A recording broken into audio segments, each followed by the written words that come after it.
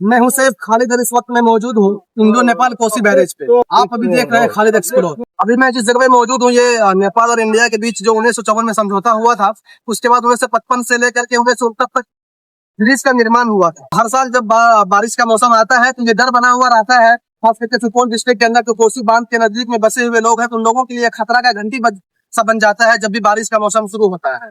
जैसे कि 2 दिन पहले बारिश हुई है, इसके बाद यहाँ का जो माहौल बिल्कुल ये एकदम से ये डरावना हो गया था, भयावह स्थिति हो गई। कुछ लोगों का कहना यहाँ तक था कि बैरेज इस बार टूट जाएगा। रेड अलर्ट जारी कर दिया गया था जो कोसी बैरेज है इसके ऊपर से। ये इंडिया और भारत के बीच समझौते के बाद बना गया था, तो इस पे भारत सरकार का भी हक है। और जो भारत सरकार के जल संसाधन विभाग के मंत्री है, बिहार सरकार के मंत्री है, हमारे सुपौल के सांसद है, उनको भी सोचना चाहिए इन चीजों के बारे में। जो भी हमारे कोसी के अगल बगल में बसे हुए लोग हैं उनके बारे में, जो डरे हुए रहते हैं।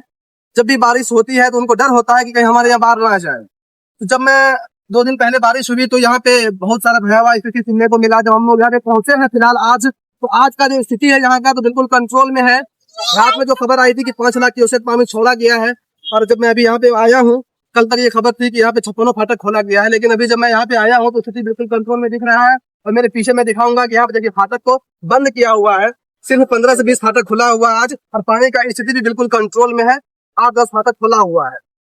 लेकिन फिर सवाल वही है कि जो हमारे कोसी इलाके के अंदर बसे हुए लोग हैं, उन लोगों को जो डर का माहौल है उन लोगों को कैसे समझाया जाए। सुपौल डिस्ट्रिक्ट के अंदर घुसता है ये बारिश। यहाँ के जो भी मंत्री हैं, जो भी जल साधन मंत्री है, सांसद है, उनको चाहिए कि इस पे कठोर एक्शन ले तुरंत, और इस कार्य को करवाया जाए ताकि कोसी के बसे हुए जो साइड में लोग हैं उनको भरोसा हो सके कि कोसी बैरेज अगर टूट भी जाता है तो हमें इस चीज का कोई फर्क नहीं पड़ेगा। लेकिन इस तरह का कोई कदम नहीं उठाया गया है अभी तक, जिसके वजह से वहाँ के लोग बिल्कुल डरे हुए रहते हैं। तो खास करके ये बैरेज से बनने के बाद अभी तक इस पे कोई काम नहीं हुआ है। इस पे कल हमारे यहाँ के जो सुपौल जिला के डीएम है वो भी आए थे यहाँ पे, इसका निरीक्षण करके गए हैं। उनकी तरफ से एक अलर्ट जारी किया गया था कि बांध के इलाके जो भी लोग मौजूद हैं वो सतर्क रहें। तो ये सतर्क रहने की जरूरत क्यों पड़ रही है? क्योंकि इसमें हमारे जो सरकार है, जो मंत्री में बैठे हुए लोग हैं, सब माल मारने के पीछे पड़े हुए रहते हैं। काफी करोड़ों का जो फंड लेते हैं लेकिन उसके ऊपर काम नहीं करते हैं। तो हम लोगों की बस यहाँ के इलाके के जो भी नौजवान यहाँ पे आए हुए हैं, मैं उनसे बात करूंगा और उनसे पूछूंगा 2 दिन पहले जो बारिश हुई है उसके बाद अचानक जो है यहाँ पे एक अफवाह सा फैलने लगा। तो उसके बारे में आप क्या कहना चाहते हैं? आपने भी सुना होगा कि बैरेज का 56 फाटक खुला हुआ था। तो अभी जब आप आए हैं जहाँ का स्थिति देख करके आप क्या महसूस कर रहे हैं, क्या लग रहा है? देखिए, कल हमारे डीएम साहब आए हुए थे यहाँ, निरीक्षण करके गए और हम लोगों को चेतावनी दे के गए कि कोसी वाले एरिया में जो बांध किनारे घर है वो अपना घर खाली करके सुरक्षित स्थान पे ऊंची जगहों पे चले जाए। तो मैं डीएम साहब से कहना चाहता हूँ कि आप सरकार तक बात पहुंचाइए, सरकार तक जो है डैम बनाने की कोशिश करिए। यहाँ हर साल वही समस्या होती है, यहाँ के लोग बहुत परेशान है और उनको घर हर साल बनाना पड़ता है बांध के किनारे। अपना घर बनाते हैं पूरा साल कमा के और फिर उनका घर टूट जाता है, बाढ़ में भस जाता है, तो इसके लिए बहुत ज्यादा दुश्वारी हो रही है यहाँ। तो आपके यहाँ के जो सांसद साहब हैं वो अभी तक आपके इलाके में आए हैं? देखिए, सांसद साहब तो अभी तक नहीं आए हैं इस इलाके में। अभी यहाँ पे बिहार विधानसभा का चुनाव है तो अभी एमएलए जो है हमारे विधायक है वही आएंगे।